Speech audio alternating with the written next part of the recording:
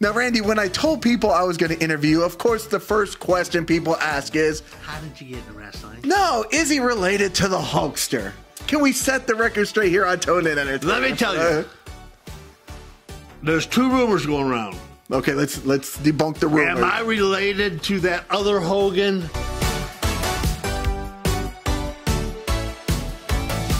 Hey guys, welcome back to another interview here on Tone In Entertainment. Today we're at Toomey Tools, and I'm joined by Randy Hogan. How are you doing, Randy? I'm wonderful, brother. How you doing? Well, when you talk like that, how can I not be excited? I'm just stoked to be here. I mean, Belleview, where else? Ocala, Waldo World, or whatever. All these places. I never get to these fine places like this. I'm so excited. I'm just going to wet my pants. Well, I don't want you to wet your pants just yet because we do have to talk about some really cool stuff coming up. Gotcha. Especially KIDSFEST coming up on April 8th. In Waldo, Florida. Where's Waldo at? Wasn't that a character? Wasn't there a Waldo character, a cartoon? There was a Waldo character, but it is up here in Central Florida. Oh, is it? It's up north, just a little bit past Central Florida. Oh, yeah. Okay. Anyway, I'll find it. We'll find it. What's that thing you got in the car? A GPS or GFG or ABC or something? It's not MapQuest. I know that. I think it's Google Maps. Whatever it is, I'm going to plug it in, and I'm going to get there and say, oh, my brothers and my sisters. See, Randy, you're pretty hip to what technology's going on nowadays. You know how to find your way to where you need to be. What? Am I on? You are on. You are on. We are live right now. Now, Randy, why is doing KIDSFEST so important to you? Oh, man. Well, first of all, because I got two kids.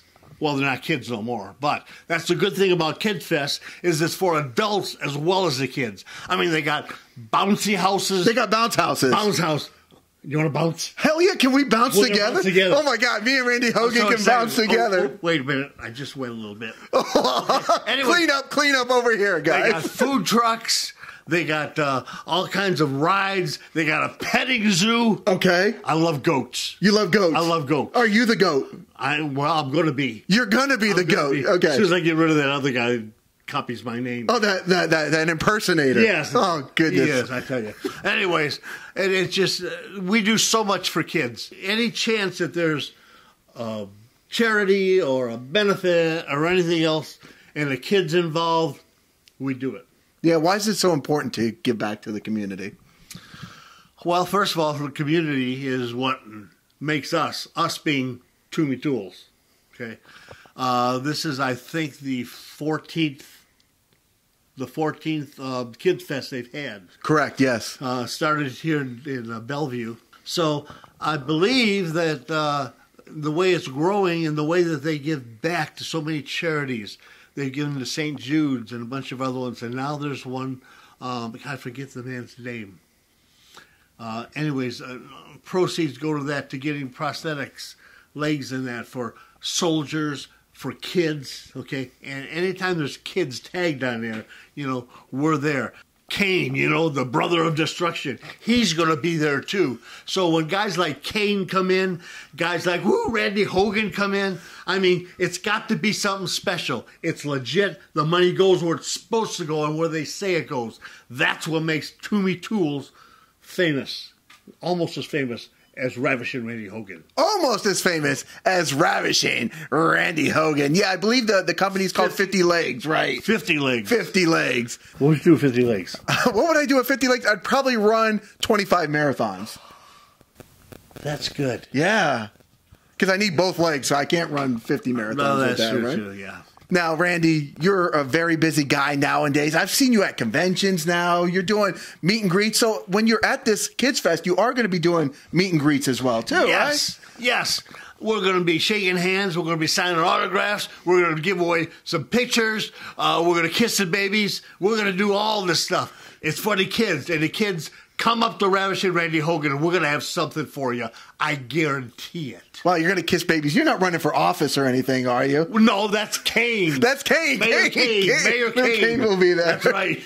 You picked up a few good tips from the political people. That's right. Out there. I hope he's not shooting that fire out when he walks up on stage. The flames that go up behind him and stuff. And he goes like this. I'm just afraid of them flames. Who wouldn't be? I need them 50 legs. You need the 50 legs. That's right. I'll be hauling butt. Now, you said there's going to be, bounce houses, which we're already going to participate in. What about the food? What type of food are you looking forward to having to a Kids Oh, Fest? man. I tell you, I hope they have either funnel cakes or elephant ears. I think love they elephant will, ears. right? Oh, man. Lots of powdered sugar, maybe a little cinnamon on them, okay? All over here. And then sometimes they got some, almost like a Philly cheesesteak, some kind of Italian beef sandwich or whatever, and it goes dripping down your chin and everything else like a good hamburger does, If it ain't down on your face, it ain't no good. All that kind of stuff. And maybe a candy apple. I like the caramel more than the candy. Oh, heck yeah. Yeah. Oh, my God. Between the wetting of our pants and the drilling, they're going to have to clean up after us really bad. We don't miss many meals. Look at it. It's obvious. We're not going to lie about, we're not going to eat when we go there. We'd be lying to you. And bacon. They always got something made out of bacon, Maybe a bacon donut or a bacon burger, of course. Deep fried Twinkies. Oh, you got it. Have you ever had one? I've had the deep fried Oreos, but not the Twinkies. Oh, gotta have the Twinkie. The Twinkie, okay. It's just when you put it in your mouth, all that stuff just oozes. Oh, All goodness. down. I catch it on my belly, too. Yeah, they need to have a food eating competition. I'm going to recommend that. I don't think it's for this one, but maybe the next one. Let's do it. They can have a food eating competition. We'll take place in that one. That's it, brother. Now, Randy, when I told people I was going to interview, of course, the first question people ask is, How did you get in wrestling? no, is he related to the Hulkster? Can we set the record straight here on Tone In Entertainment? Let me tell you. There's two rumors going around. Okay, let's debunk the rumor. Am I related to that other Hogan? No. First of all, I've had 4 back surgeries. He's had 12. We both walk with walkers or a cane. Difference is, I'm still prettier. Oh. The camera doesn't do this man justice right here. He is one handsome dude. I'm only 22. 22? Yeah. And you look like you're 18. I'm going on for the 4th time, though. Oh, for the 4th time, okay. Anyways, no, I am not related to that other Hogan guy, okay? Number 2, people on Wikipedia and all these other little dirt sheets, there's a whole thing in there about me being Scott Colton. I've seen that, yes. Scott, I don't know who the heck Scott Colton is any more than he knows me. I am not Scott Colton. We were about the same size. He wore turquoise trunks and I wore turquoise trunks. My hair was blonde and longer than his. He was a little bit fatter than me. Oh, I mean, the Adonis right here. Randy Hogan. Ravishing Randy Hogan. And they even went on to say that I shaved my mustache off to work in WWE, and then I grew it back to get back in WCW. This baby has been with me since I've been 19 years old. I grew it when I got out of boot camp. Been there ever since. Now, it used to be brown, about the color of yours when I was not a young kid, okay? So what I did is I had to go home when they first started doing the Hogan thing, and I told my girlfriend, I said, you got to bleach my hair blonde. So I put well-light bleach on my hair, my eyebrows, my mustache. And that's how that whole look got started. Okay, what other famous questions? Well, one thing I've learned today is that I guess apparently everything on the internet is not true. Tell me it's not true. I mean, you just debunked 2 rumors on the internet. Oh, wow. And Wow. Wikipedia. That's Wikipedia amazing. of all things. Oh, Lord. Goodness, I'm glad I didn't do any research on there because I would have looked quite the fool right now. I'm glad you didn't, too. Now, you've been in the ring with many legends of the squared circle, and I'm going to bring up 2 in particular because they're my favorite of all time, and I want to ask you just a little bit about them. Of course, my favorite of all time is the icon Sting, and you have wrestled the Stinger, and I have to know about your experience. A couple of times you've been in the ring with the Stinger, who I consider the GOAT. I'm going to start it back from the locker room. Okay, I like the locker room stuff. When my first time up there, up in WCW, again, I've been a big old fan since I was like 7, 8 years old. Still am, okay? I walk in this room and I got Ricky Steamboat, Midnight Express, the Road Warriors, Jimmy Cornette, and Paulie Dangerously, or Paul Heyman as they know him. Now, my name is Paul. Anyways, all these big guys in there. Sting was another one of them. The only one that came over that acknowledged us little guys was Terry Funk.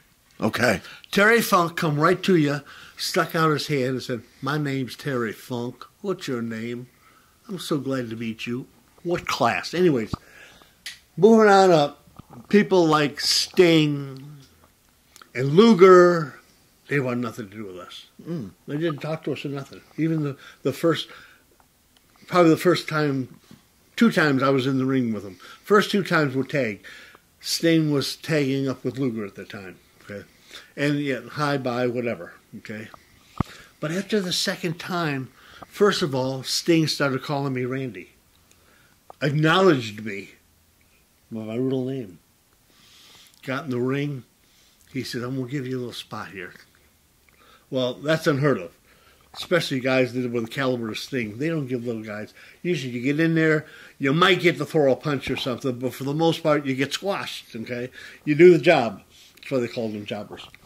But anyways, now he's talking to me. In the locker room, we'd pass or whatever, and he'd have actually a conversation.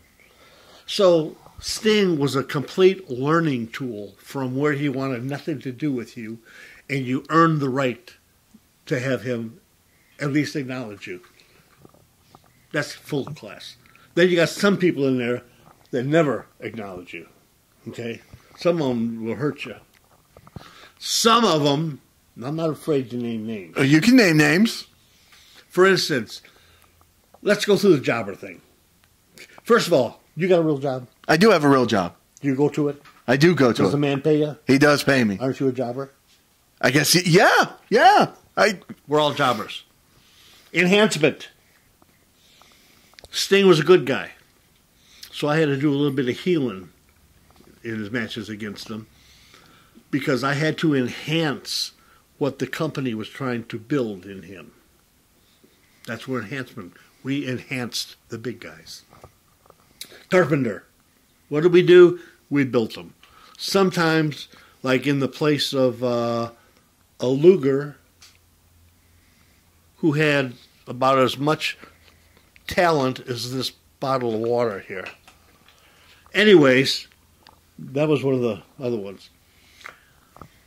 We've heard the stories, yeah. Yeah, guys like Luger, again, he never warmed up. He was just, when he did the narcissist thing and everything, that was Luger. That was Luger in real life. He was never a nice, friendly, baby-hugging kid. And he was a kid at the time. I mean, I was like 15 years older than him. But anyways, that's kind of the way that went. Luger was one of those that never warmed up to you. I'll let you go through the other ones, and then I'll hit a couple more. Okay, now, the first wrestler that I ever interviewed, and it was for my shoot job, my real job, wasn't for the channel, was actually Road Warrior Animal, and I had the blessing to actually interview him. And I could tell you, I saw him at a Comic-Con, a convention. I was nervous. I was shaking just at the opportunity to ask him for an interview, and he did do an interview. But you wrestled against him. Imagine, so how are you? If you were nervous talking to these big dudes, imagine how I feel standing looking across the ring, okay? And I got Hawk, and Animal was the quiet one, but he was the biggest one also.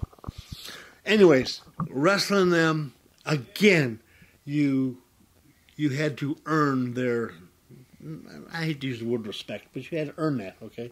First time you go in and they just jobbed everybody. There was no getting back. There was no enhancement. There was no nothing. Just pin me, pay me type of thing. But after the second or third time, if you remember, 90% of their matches on TV lasted a minute at the most. We'd be in the ring, and they'd rush the ring. And they'd hit us, and they'd throw one out of the ring. The other one would be up on Animal's shoulders, and Hawk would come across with a clothesline off the top rope. Well, in earning their respect, I was the guy that got thrown out of the ring. Every time. So did you ever take the Doomsday Device? Never had You never took it? No. Thank goodness because you're still here with us. I took everything else. I never took that. But again, a thing of respect. Let him take it out of the other guy. And never did me. So basically, I got in the ring. They announced my name. I'd smile like I'm having fun and raise my hand. And then Iron Maiden would start, or whatever that song was, and they would hit the ring, and they'd throw me out. That was it. My match lasted all of about 6 seconds, and I got paid. Right. Did you ever say thank goodness that I was the one being thrown out of the ring? I only acknowledged that to Kevin Sullivan. Oh, to the Taskmaster. Okay. Yes. He kind of ran the locker room, kind of the monster, the gorilla position they call it. And he's another one that I earned the right. And he started calling me Randy, and we'd ride next to each other on the bus once in a while. So he was very good. But yeah, the Road Warriors. At first they were really stiff. For you that don't know, stiff means they really hit you for real, okay? And these big old, they come down on your back with their arm. It's like hitting you with a telephone pole, you know? I don't think they knew this stuff was fake. They never learned that until the very end, and then they started getting in with guys as big as them, and they turned into really good wrestlers. Unfortunately, there was too much chemical enhancement. Mm-hmm. It was the 80s and the 90s, early 90s, right? It was, but some brought it to the ring. Oh. Some you were scared to death because you didn't know if you're going to wrestle this guy or this guy. You don't know which one of them guys are going to show up. So it could be like a split personality with a lot of the guys back then. It could be somebody who just had an allergy. Or it could be somebody, hey, Randy, what do you want to do? It could be one of those two guys. So, what would you say is maybe like the biggest lessons you learned during your career as a professional wrestler? Oh, man, this one. The best. Abdullah the Butcher. And you know what? So many people talk so nice about him, too, outside of the ring. To talk to... Abdullah is very, very fluent. He speaks very educated, you know. Had a little Japanese wife at the time and everything. Anyways, I was wrestling him once in Birmingham, Alabama, and Gary Hart was his manager. All you knew was what the finish was going to be, which was the flying lat, as we called it, because it's this lat, this fat was that big, flying lat. So before the bell rings, he runs across the ring as I'm taking my jacket off. It hits me in the head with the belt, whatever belt he had, North American title or something. Now, he didn't hit the back of the belt and put his hand. He hit with the metal part, boom, the back of my head. I said, damn. So then he beat me up a little bit. And then, so I'm down next to the ropes, and he puts one foot on my neck and one foot on my chest, and he just balances there, looking in that stare that he had. Now, usually when a guy does that, especially if they're big, they'll like hold onto the rope or something, take some of the weight off the rope. No. 400 pounds. And then, don't you know, he got off it, he got right back out again. So now, I mean, I'm really beat up. Throws me out of the ring, gets a kendo stick from under the ring, whips me like a dog. Whips me like a dog outside the ring. What are you saying to yourself at that point? Like, what is going through? Are you saying, like, please stop, or? Yes, please, ring the bell, do something. So then he throws me back in the ring, and then he gave me the flying lat. He pinned me. So when you get to the locker room, the first thing you do is you thank your opponent. I don't care. That's job security. It's job security now to you little independent guys trying to get there, as it was back then. If you get hurt, you don't tell nobody you got hurt. If a guy's a real jerk to you, you don't tell him he's a real jerk. Thank you for the match. Appreciate it. If there's any more conversation, it's okay, but it's got to be instigated by the guy who went over, by the star. So we get back in the locker room, and I go up to him. He's sitting at a desk with his feet up on a desk, smoking a cigar. Now, he opened this door, and thanked him and everything, and he says, you okay? And I said, well, yeah. I said, I'm okay. I said, but you beat me to death with that kendo stick. And he said, it's good for the business, son. Now, I thought about that for years. Why would he say that? What it was is we were from here to the wall, away from fans. If he wouldn't have hit me with that, or if he would have pulled the punch or something, it just gives the fans a reason to say, see, I told you it was fake. He didn't really hit him. Da, da, da. So it's good for the business. When you're that close to a fan, You hit them, you kick them, you hit them with a kendo stick, you beat them with a chair, whatever. But it's for real. It's a shoot at that point. Anyways, that was the best advice I ever got. It's good for the business. Now, so many guys that do all these flippity-flops and stuff now, you know, it's what's good for them. There's no more what's good for the business. There's no more, well, what's good for the match. Okay, that's your first priority, is protect yourself and try not to hurt your opponent. But it's very important.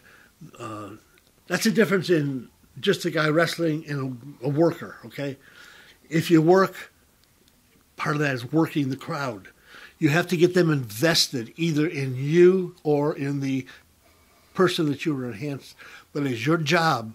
You are working to get them, first of all, it really doesn't look like it's fake. You know, gee, maybe we can come back next week to get them invested. That's your job out there. So many kids don't know that nowadays. It's just all about them individually.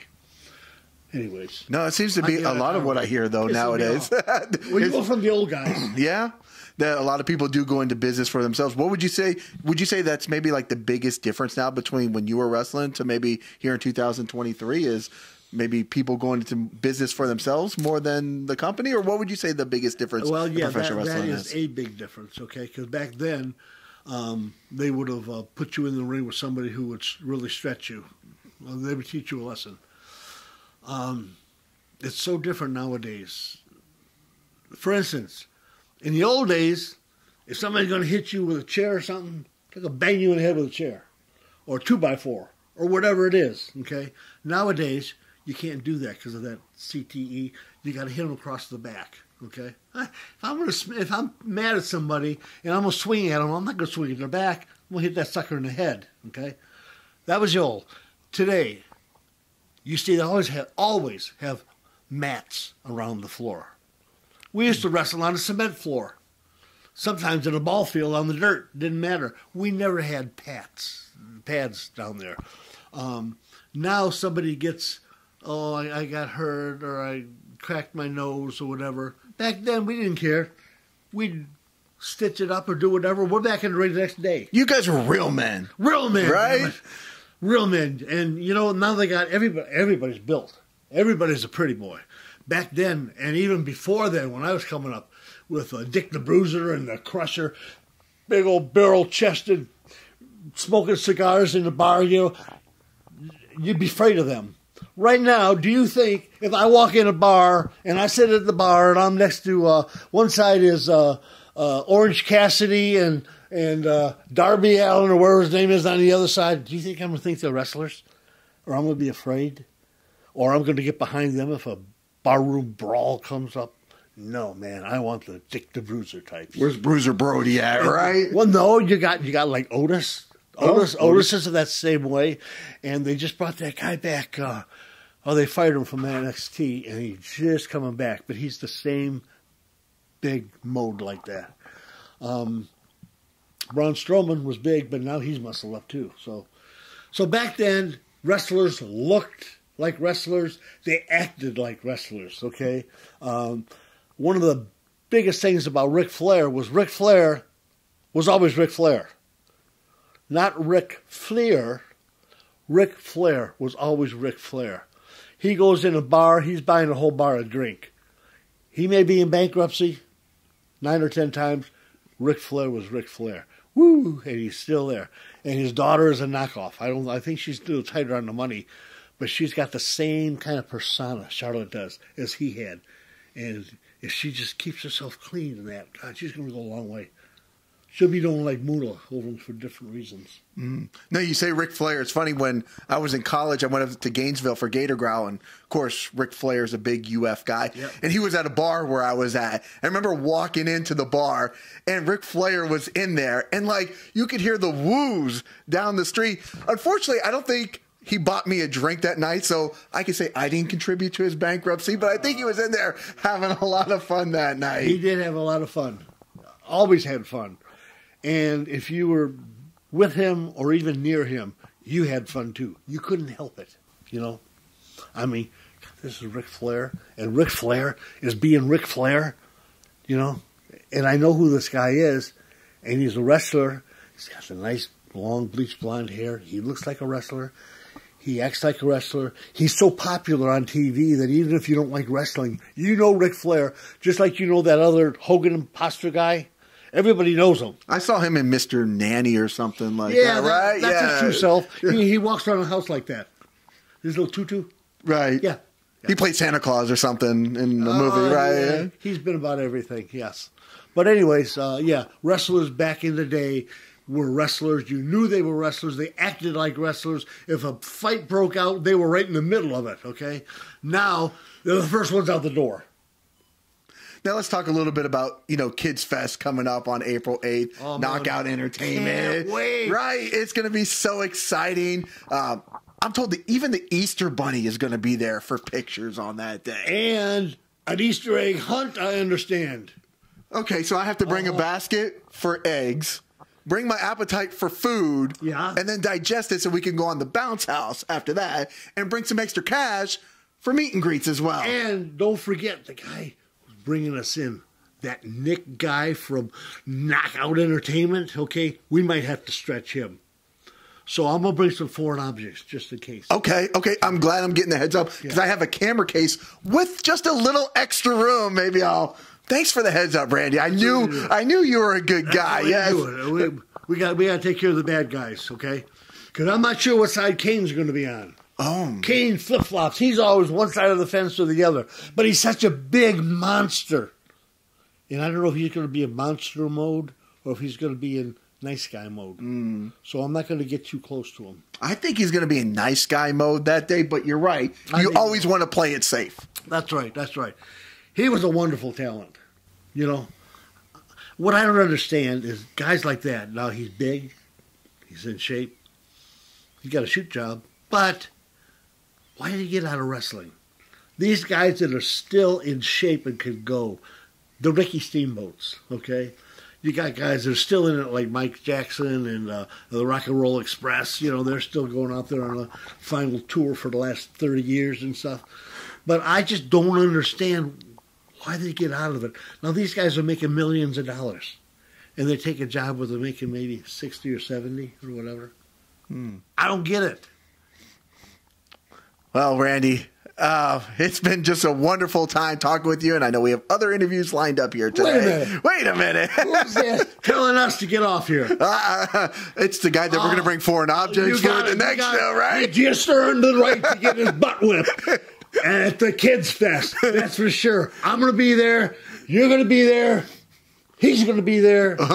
He is going to be there. I'm pointing at the camera. Everybody look at it. All them are going to be there. You're going to be there. You are going to be there. She's going to be there. Look at that ugly one. Why? We might have to slap him. We have no ugly people watching this channel. Wait, somebody found the channel then by accident, you go. Right? We're going to slap some prettiness in them. Right. Tony, it's my pleasure. You are a wonderful dude. Oh, well, thank you, Randy. I really do appreciate it. And again, April the 8th, Waldo, Florida. We got the Kids Fest going on with Bouncy Bounce and Easter Bunnies and me and him taking care of people. And I'm excited already. I'm out of words, brother. Yeah, Randy, where can people buy your merchandise and follow you for all that good stuff? Randy Hogan Stuff. If you want Randy Hogan Stuff, go on Facebook. Randy Hogan Stuff. I got pictures. I got everything. I got hats. I got sunglasses. I got wristbands. I got pictures, right? Keychains. You name it. Stocking stuffers for Christmas. I'm getting started early. You are getting started early. We're only in February. You're already getting started early. That's right, but I got them. Anyways, Randy Hogan Stuff on Facebook. Well, Randy, thank you so much, and thank you to Toomey Tools. Thank you to Knockout Entertainment for having us here.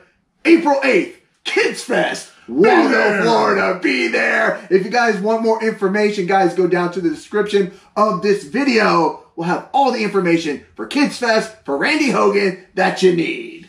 Tony's the man. He told me that I'm the man, so you can be the man or the woman. All you have to do is hit that red subscribe button so you can stay tuned in here to Tony Entertainment for future videos. And if you want to donate... Oh, donate, please. Donate. Yes. I'm accepting all donations. Yeah, me too. Randy is too. So guys, you can contribute or just have fun with us at Kids Fest, April 8th in Waldo, Florida. Subscribe to the channel. Do it. Go now. Do it now.